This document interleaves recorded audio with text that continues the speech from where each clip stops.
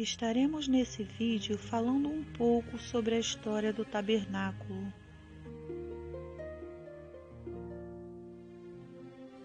Um tabernáculo é como uma igreja, um lugar para encontrar Deus.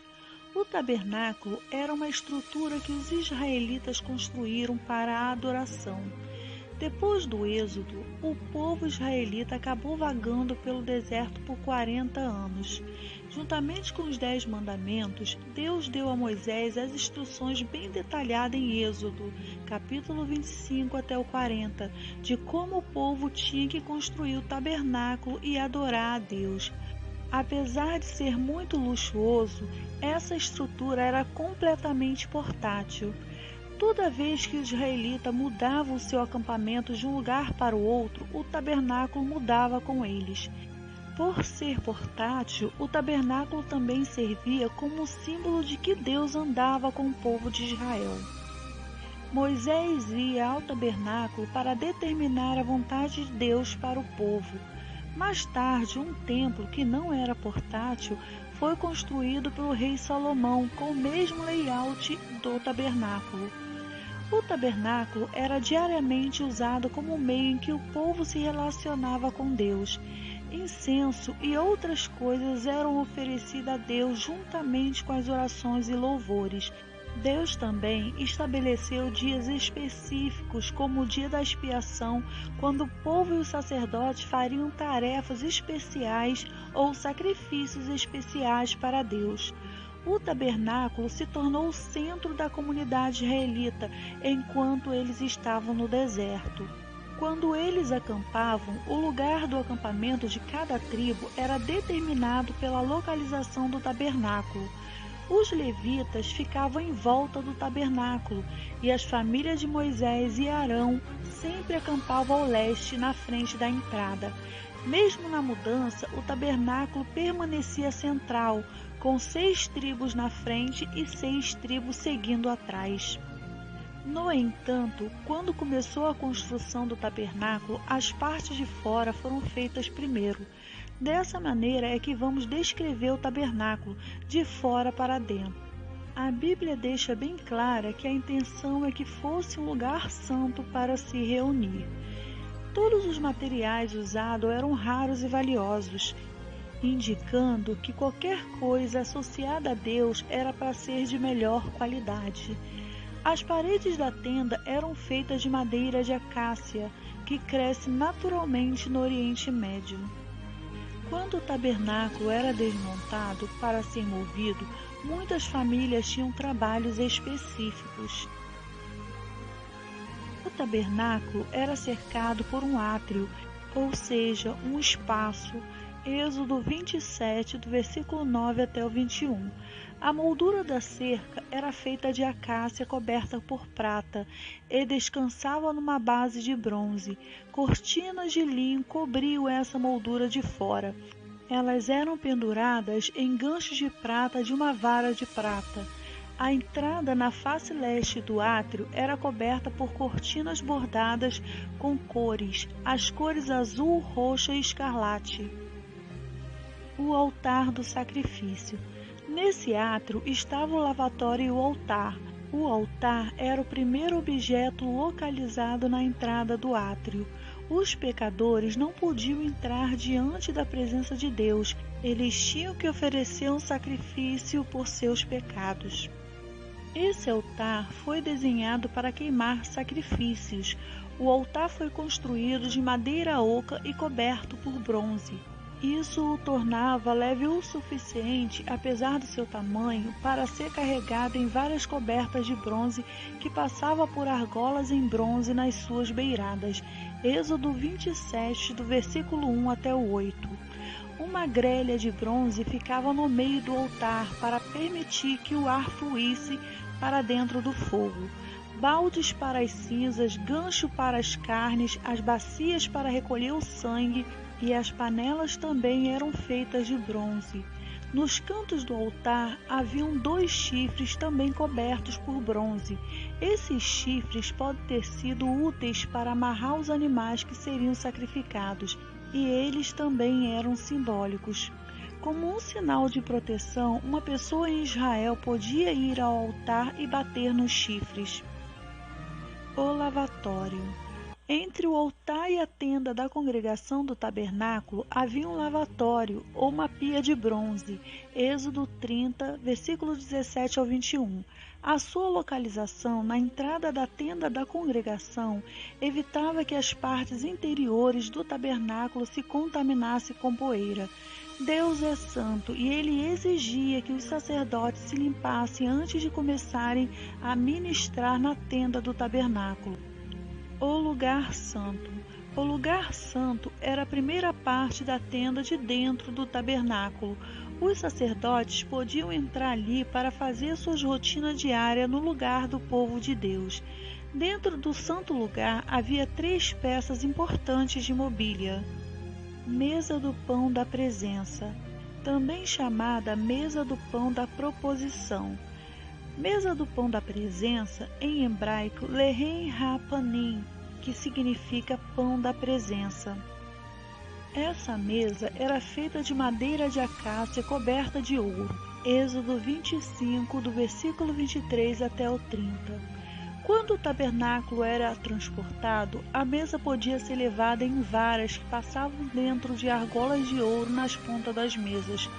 Pratos, louças, jarras, tigelas de ouro eram colocadas em cima da mesa. Provavelmente isso era relacionado com ofertas de bebida. A cada sábado, 10 bisnagas de pães eram colocadas nessa mesa, simbolizando a provisão de Deus para as 12 tribos de Israel. Candelabro de ouro ou menorá no hebraico. É um castiçal com uma coluna do centro, da qual saem 6 hastes, totalizando 7 braços. Êxodo 25, versículo 31 e 32. Segundo os judeus, o candelabro remete aos olhos de Deus que sondam toda a terra. Na interpretação cristã, o castiçal de ouro aponta para Cristo e sua igreja, que é a luz do mundo. Mateus 5, do 14 ao 16. O primeiro castiçal foi produzido por Moisés, que seguiu rigorosamente as instruções dadas por Deus no Monte Sinai. Êxodo 25, 40. O candelabro era um objeto inteiriço de ouro puro e batido. Na extensão de cada braço havia uma cavidade onde era depositada o azeite junto ao pavio. O candelabro tinha o peso aproximadamente de 35 quilos, Êxodo 25, 39. O castiçal ficava no tabernáculo, posicionado dentro do lugar santo, e era uma peça que iluminava o espaço. Outro episódio que envolve o candelabro encontra-se no livro de Zacarias. O profeta teve uma visão de um candelabro de ouro com 7 lâmpadas e 7 bicos para as lâmpadas. Havia um reservatório para azeite na parte superior e 2 oliveiras ao lado do candelabro. Zacarias capítulo 4, versículo 1 e 2. Ao perguntar o que significavam as lâmpadas, o anjo disse a Zacarias: estas 7 lâmpadas são os olhos do Senhor que sondam toda a terra. Zacarias 4:10. No primeiro capítulo do livro de Apocalipse, o apóstolo João teve a visão de 7 candelabros de ouro em Apocalipse 1, versículo 12. Nessa visão, as 7 lâmpadas representavam as 7 igrejas da Ásia. Apocalipse 1, versículo 20. Em Êxodo 27, versículo 20 e 21, o Senhor diz: ordenarás aos filhos de Israel que tragam azeite puro de oliveiras, batido para o candeeiro, para fazer arder as lâmpadas continuamente.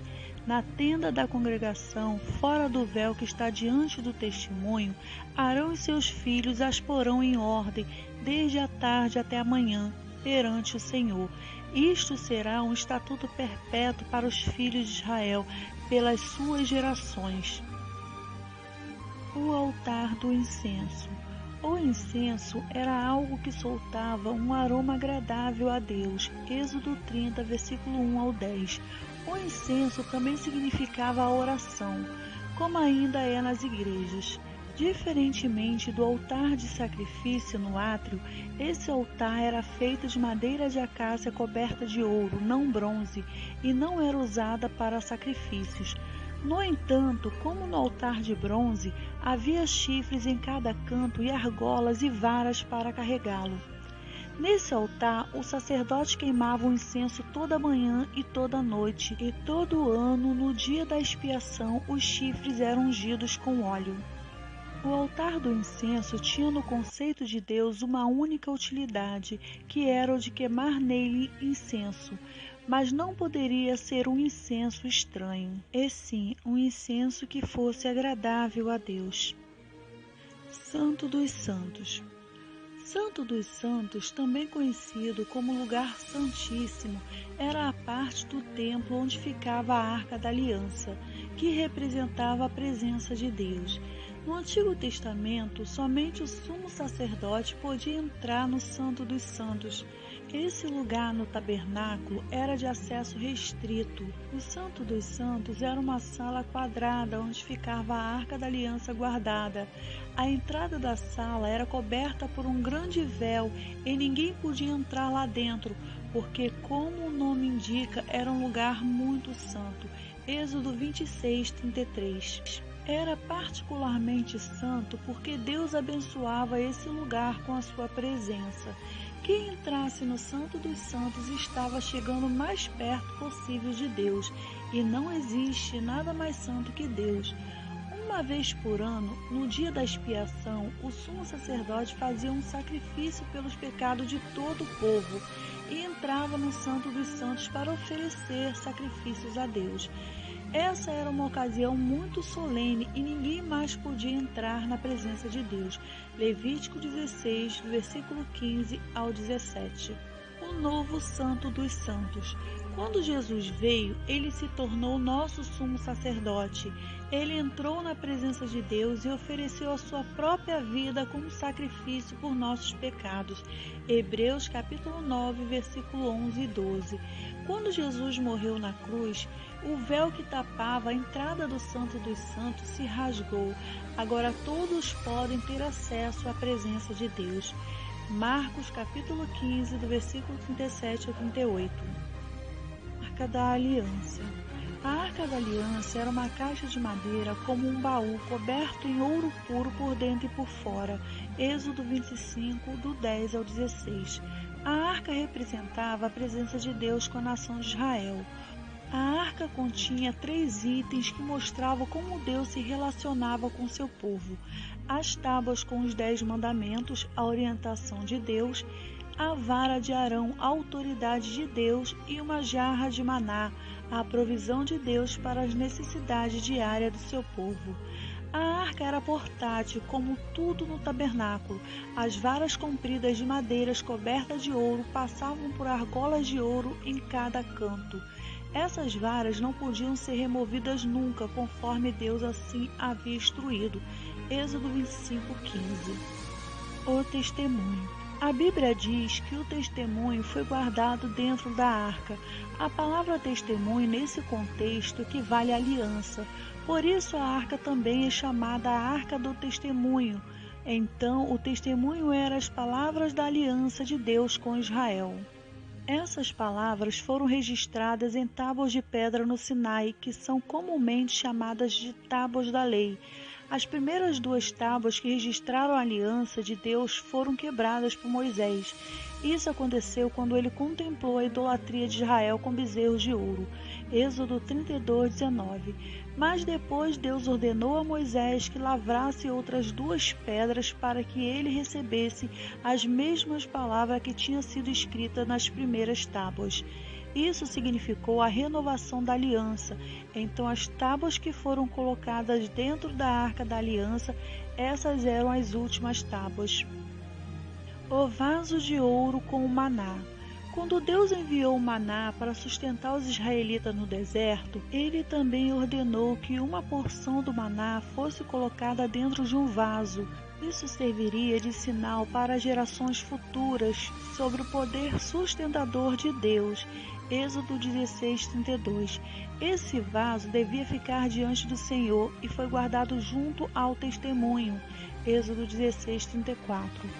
É interessante saber que o maná que o Senhor enviou como sustento para os israelitas no deserto estragava quando guardava de um dia para o outro, mas a porção do maná que ficava guardado dentro da Arca da Aliança não estragava. A vara de Arão.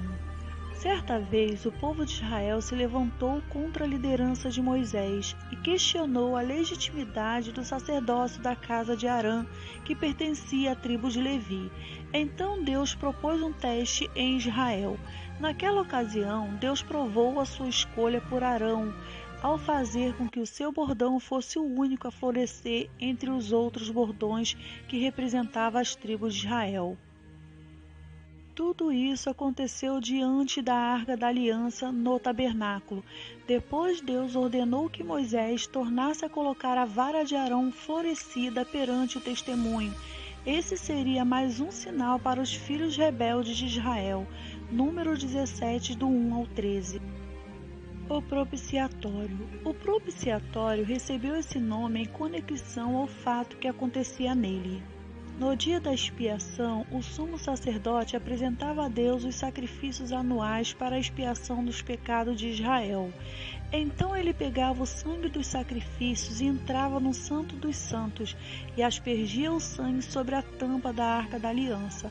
O objetivo desse cerimonial era apaziguar a ira de Deus, provendo a expiação dos pecados do povo. Aí vem o nome propiciatório.